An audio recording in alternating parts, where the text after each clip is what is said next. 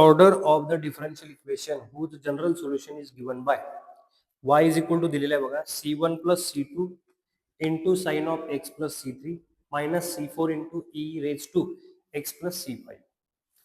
आता आपल्याला की कन्सेप्ट काय यातली काय माहिती आहे बघा की जे आपण डिफरन्शियल इक्वेशनची ऑर्डर जे लिहितोय जे नंबर ऑफ आर्बिटरी कॉन्स्टंट जे असतात त्याच्यावर डिपेंड असते. म्हणजे नंबर ऑफ आर्बिटरी कॉन्स्टंट जेवढे असतील तीच तुमची त्या डिफरन्शियल इक्वेशनची ऑर्डर असते.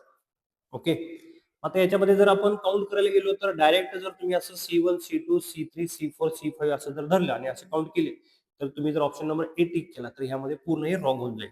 का ते बघा, कारण इथं जे ऍड केले ना ते C1 प्लस C2 आहे ना, हे कॉन्स्टंट मध्ये कॉन्स्टंट ऍड केले तर एकच कॉन्स्टंट तयार होईल, बरोबर ना. लेट से ते कॉन्स्टंट आपण K1 कन्सिडर करूया. ओके, C1 प्लस C2 ह्या दोघांचा सम केल्यानंतर एक कॉन्स्टंट तयार झाला तो K1 झाला.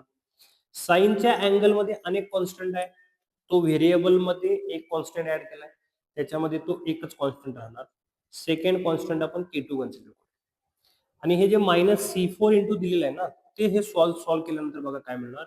C4 इंटू इंडायसाइजच्या रूलनुसार e power x e power c raise to 5. आता मला सांगा दोन कॉन्स्टंटचा जो प्रोडक्ट आहे तो एक कॉन्स्टंट मिळणार.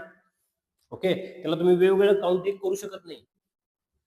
त्यामुळे C4 into E power C5 यातून एक कॉन्स्टंट मिळणार. त्या दोघांचं प्रोडक्ट लेटशी आपण एक कॉन्स्टंट कन्सिडर केला तर 3 झालं. म्हणजे टोटल जर बघितले तर नंबर ऑफ आर्बिट्री कॉन्स्टंट्स जे होणार आहे ह्याच्यामध्ये ते 3 होतात. ओके, मग जेवढे number of constant arbitrary constant असतात तीच तुमची त्या डिफरन्शियल इक्वेशनची ऑर्डर असते. म्हणजे यामध्ये ऑप्शन नंबर डी येऊन जाईल.